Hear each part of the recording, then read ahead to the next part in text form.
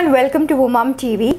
Today we have a very interesting youngpreneur with us. She is AMRITA PRASAD and she is a feature writer with Sakal Times in Pune.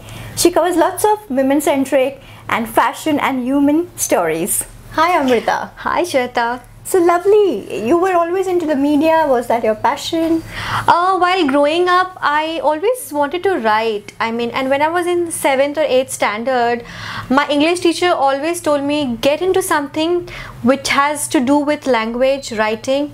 And then I wrote a couple of articles for my school magazine, and that's when I decided this is what I wanted to do. So I opted out of science and taken up humanities to pursue this. Beautiful. Yeah. And how do you find your skills developing with Sakal Times? Because you really write very interesting stuff, I must say. Thank you so much. Actually, yeah. So Sakal Times has been a really wonderful place for me, because most of the time people around me, my seniors, they believe in my ideas, my stories, my concept. Yeah, that freedom. Freedom to do what I like. And that's when I get to meet people who help discover my own capabilities, the opportunities. And yeah, so the time is passing by, your skill gets developed, Right. Yeah. Right. So you're growing as a writer. As a writer, yeah. So the interesting thing about a profession is, though it is taxing, you don't have a 9-to-5 job, but every day you're meeting new people, and every single person, like I'm meeting you today, I got to know so much about you. That enriches my experience as a writer. I can totally understand that. Yeah. Same as we do. Yeah. And it's quite interesting to learn about so many journeys. So whether it's a auto rickshaw driver, or a celebrity, it could be a designer, it could be a person working with the NGO, a youngster, a teenager, anybody. Every story is so unique. Everybody's journey is full of experiences that while I'm writing, I'm also learning from them. Yeah. Nice. And Amrita is basically from West Bengal, city of sweets. Yes, you must come and try sometime. Absolutely.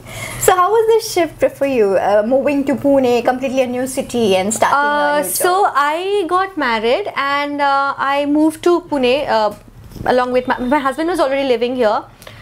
In the beginning, I did not like the city so much, but once I started working, so I was just out of college when I got married, and when I came here, it was a little difficult for me to look for a job, because in our profession, I think knowing the local language is also very important, and I didn't understand Marathi that well back in the time.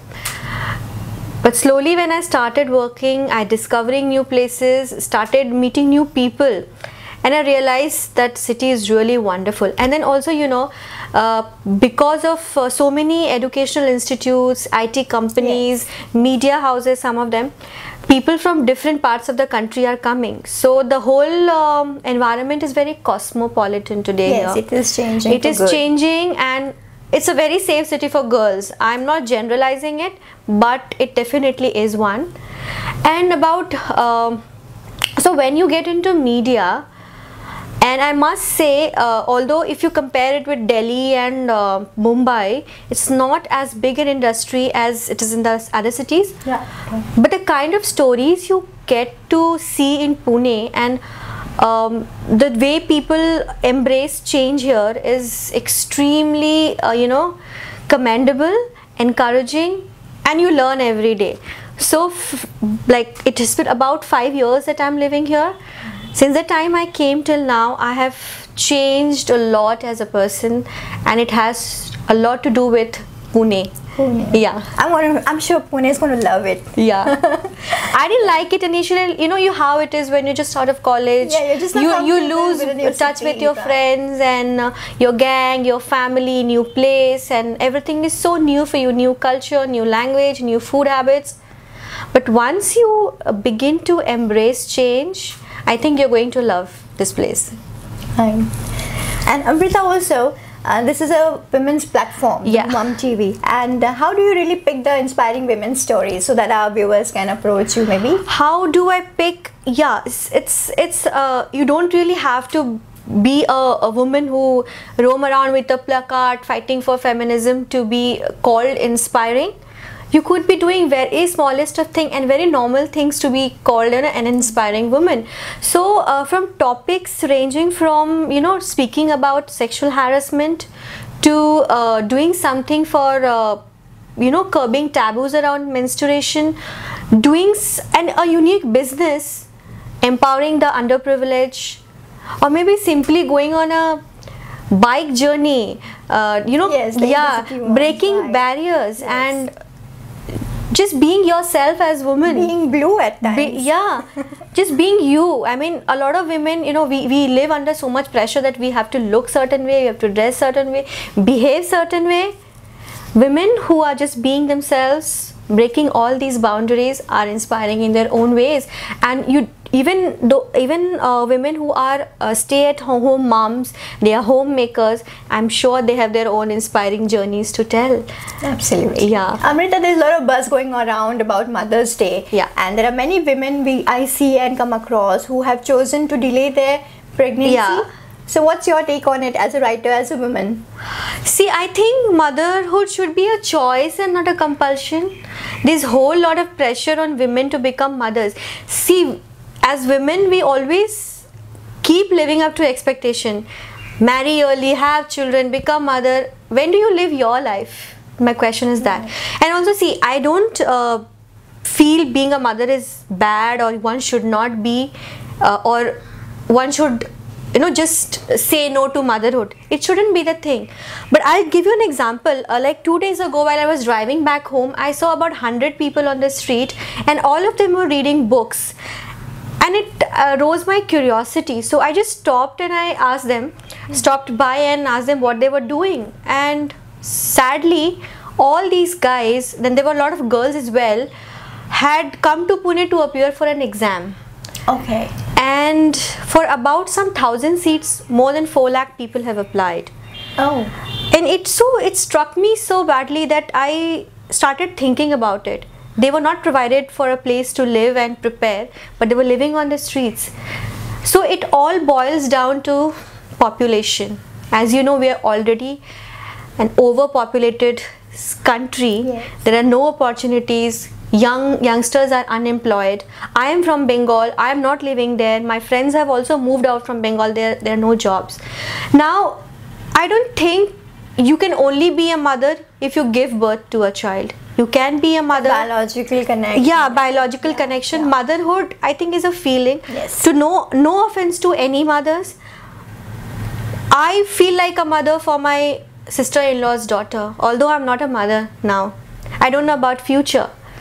But what I'm saying is, when you see a child on the street who's deprived of all the facilities, all the basic education, a good lifestyle, how about adopting that child?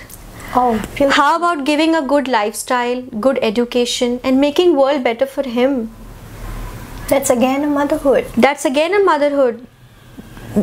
I don't know what it is to be like a mother, but I think it's about being kind. It's about giving a good upbringing to a child. And if you could do to someone who has no one around, a child who has no parents, maybe he's been abandoned, or a child who's living in an orphanage, what if you bring that child home and embrace him or her and call him or her your own and make him into a good human being? I think that is my definition of motherhood. But of course, everyone has his or her own choices, and I wouldn't say that one shouldn't be mother or stop, you know, reproducing. But motherhood is not just a biological thing. That's my definition of being. It's a feeling, yeah.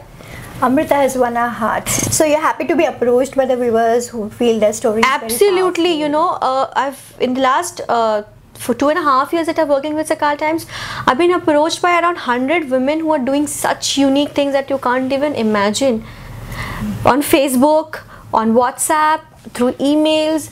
They have such unique ideas, you know, it inspires you like person, and you never thought it like 6 years or 7 years ago that this could be a profession, or this could be taken forward to, you know, to become an entrepreneur. Yeah. But today you see, you just name it and they do everything under the sun. There are a lot of IT women who are IT quitting women, their jobs and coming to farming sector. They are, you know, they have home-based business. They're into baking. They're into interior designing, designing invitation cards, jewelry, whatnot. I mean, it's everything. Right. And you know, they are using the power of social media to reach out to people. So you, for the whole concept that you have to have a license or you have to have a lot of capital to start a business, I think that whole concept is changing with women taking up entrepreneurship. True, I couldn't agree more. She's so right. Yeah. And what's that lovely inspiring message you would like to give across to the women watching you? So yeah, so firstly, be yourself. Don't succumb to the societal norms.